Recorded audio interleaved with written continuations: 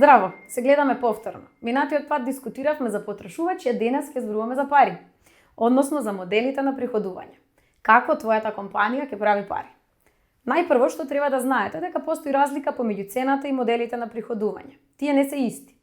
Прво сакаме да разбереме за која вредност плаќа потрошувачот. Која е вредноста која му ја нудиме? Поточно сакаме да го најдеме нашиот модел за правење пари. Кои се тековите на приходи кои ќе влегуваат во нашата компанија. Тоа е нашата стратегија. А потоа ќе дојдеме до креирањето на цената, што пак се нашите тактики. Грешки. Ја обожавам оваа лекција затоа што често има низа на грешки кои ги прават дури и искусните бизнисмени. Тие велат: знам што е извор на приход. Тоа е цената. Колку им наплаќам на клиентите. Меѓутоа подоцна ќе видите дека цената е тактика која доаѓа после наоѓањето на вистинскиот модел на приходување или прилив на финансии. Потоа, често цената се споредува со трошоците. Колку не чини да направиме нешто плюс некој процент над него или профитната маржа. Но и тоа е грешка. И третата грешка е идејата дека нашата цена мора да е пониска од конкурентот. Не мора да се споредуваме со нив, може нудиме подобар квалитет. Ќе размислуваме за две прашања. Прво, кои се моите приливи, односно извори на приходи? Како компанијата заработува? И второ, како да ја поставам цената во рамки на тие извори на приходи. Потоа ќе учиме што е извор на приход. Тоа е стратегијата која компанијата ја користи за да добие финансии од некој сегмент на потрошувачите. Односно, ако имате повеќе различни сегменти на потрошувачи, може да имате повеќе извори на приливи. Второ е цената. Колку денари, евра, долари во било која валута ќе наплатите. Или можеби ќе има и нешто бесплатно за некој од овие потрошувачи. Има продукти кои што се бесплатни, знаете и вие. Првото прашање е: за која вредност би платиле нашите потрошувачи? Сега како да знаете, и па за старт ќе претпоставите. Да, веќе станувам досадна, но ќе излезете низ врата и ќе ги прашате вашите потенцијални потрошувачи. Тестирајте. Второто прашање кое сакате да го поставите е како? Како плаќаат потрошувачите за производите? Секако ви интересира и колку плаќале досега, да споредите со конкурентите. Ајде сега да видиме кои извори на приходи се најчести и најпознати. Прво зависи од тоа што продавате. Постои продажба на физички продукти или собственост. Пример за оваа продажба е продажба на кола. Ford, Nissan, Mercedes. Кога одите во некој од супермаркетите или пак кога одите во продавница за бела техника, исто одите да купите физички продукт. Пегла, например. Од друга страна пак, може да има модел на плаќање според степенот на искористеност на продуктот. Во овој начин на наплата, плаќате согласно количината на производот која користите или која користи потрошувачот. Најдобар пример за ова е плаќање на струја или вода. Колку ќе користите, толку ќе платите. Слично со било кој начин на складирање на виртуелни податоци. Google Drive, OneDrive, сигурно ги знаете. Ако сакате повеќе слики да ставите или видеа, ќе платите повеќе. Исто и со брзите пратки. Колку пакети нарачувате, толку плаќате. Најмодерниот и најновиот начин на плаќање е претплата или субскрипција. Наместо да плаќаме по степенот на искористаност, плаќаме месечна сума и во рамки на тоа добиваме нешто за возврат. Пример за претплата: Netflix или можеби македонскиот Глеј, HBO. Друг модел кој исто не смееме го заборавиме е изнајмувањето или привременото користење. Пример за тоа е наемнина на простор за живење или канцеларии. Но ни светот се изнајмува, буквално се. Од фустани за матура, свадби, па оскари, до делови за фотографска опрема и да. Она што сигурно го знаете е лизингот, изнајмувањето на автомобили. Да не ги заборавиме и лиценците. Мислите дека не користите нешто што е лиценцирано? Се лажете. Microsoft со неговите Word, Excel и PowerPoint се најдобри примери за наплаќање на лиценци. Колку нив ги користите? Дури и софтверот на вашиот телефон го користите со дозвола, а лиценцата ја има некој друг. Друг зема приходи. Само тој има право да го користи, копира и продава софтверот. Постои наплата за посредување или провизија. Тоа значи дека наплаќате за да споите една страна со друга. Пример за тоа се Booking и Airbnb. Тие не се собственици на ништо, немаат своји хотели или станови, но наплаќаат дел од цената која плаќа за изнајмување оној на кој што му треба соба или стан. Многу паметно. Немаат свој еквити или свој имот, меѓутоа наплаќаат процент. И нормално од физичкиот свет најдобар пример ни се агенциите за недвижнини. Тие изнајмуваат станови и хотели кои што не се нивни. Друг модел за правење на приходи е рекламирањето. Тоа е кога компаниите плаќаат пари за да се појават пред одредени потенцијални клиенти. Кој заработува од рекламирање? Па Google, Facebook, TikTok, Instagram и целата таа дружина. Тука спаѓаат и комерцијалните медиуми, традиционалните и дигиталните. Тие заработуваат од нивните корисници, но нивните услуги се бесплатни за корисниците. Како заработуваат? Така што ги задржуваат корисниците на платформата и на компаниите им го продаваат нивното време. Ние како корисници сме продуктот. Што кажуваат предприемачите од Македонија? Какви извори на приходи користат тие? Видете понатаму. Продажба на собствени производи, но и услуги. Кога сме во делот на производи, тука може да се набројат сите печатени изданија кои што се досега создадени од светот на Биби. Во моментот располагаме со 9 специјализирани продажни места и голема партнерска дистрибутивна мрежа која што исто така врши пласман на нашите производи.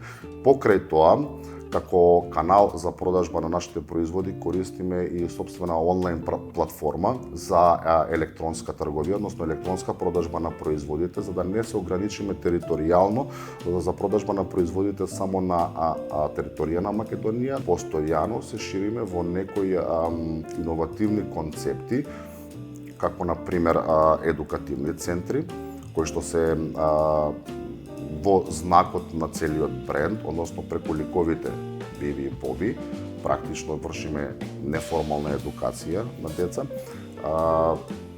Последно сега може да се каже дека како најнов модел ни е пристапот, односно првата македонска едукативна франшиза IQ Up, која што воведовме оваа година. И тоа се сите оние работи кои што го надополнуваат делот за генерирање на некаков си приход и нормално одржавање на целата продукција. Го користиме производот на нашата Македонска банка за поддршка и развој, а тоа е обезбедување или осигурување на нашите побарувања. Имено, секоја наша извозна фактура е осигурана во Македонска банка за поддршка и развој и доколку нашиот крајен купец не ја реализира уплатата онака како што е договорено во договорот, Македонска банка за поддршка и развој ви ги извршува уплатата 90% од вкупната сума, така да вие се доведувате во ризик само да го изгубите профитот, а не да изгубите главницата за да ја доведите во ризик компанијата. Во Buy Computer ние користиме фримиум модел на наплата,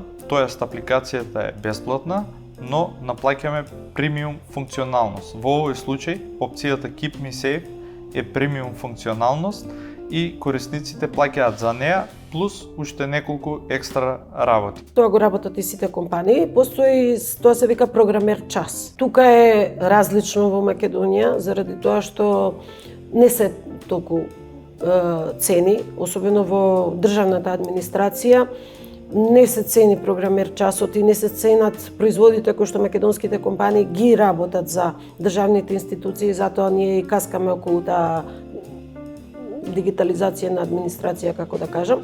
Цената на производот зависи од изворите на приходи. За различни извори на приход може да има различни ценовни тактики и посебни цени за различни сегменти на клиенти.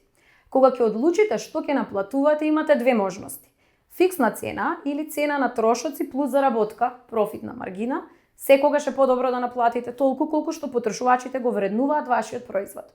Дополнително може да вклучите економија од обем. Колку повеќе ќе продадеме, толку подобра цена ќе понудиме, бидејќи трошоците за производство ќе ни се намалат ако купуваме голема количина. Втората можност е динамично наплаќање. Тоа е цена која ја преговарате. Да, имате почетна цена, но таа зависи од побарувачката. Пример за ова е зелено пазарче. Секако динамични се и цените на авионските билети кои сигурно ги знаете. Варираат. Карта за еден лет, ако го купите еден месец порано, може да биде 500 евра, ако е една недела пред летот 1000 евра, а доколку денес купувате карта за утре може и да е 150 евра доколку авионот е празен. Тоа значи дека авионот има слободни места и сега има потреба од приход. И најпосле тука е наплатата преку аукција, како eBay, односно надавање и оној кој ќе понуди најмногу, тој ќе го купи производот. Како знаете која стратегија да одберете? Па, нели за тоа ги прашуваме потрошувачите во врска со нивните навики на купување и цената која плаќаат. Како ја одредуваат пак цената нашите предприемачи? Ајде да слушнеме.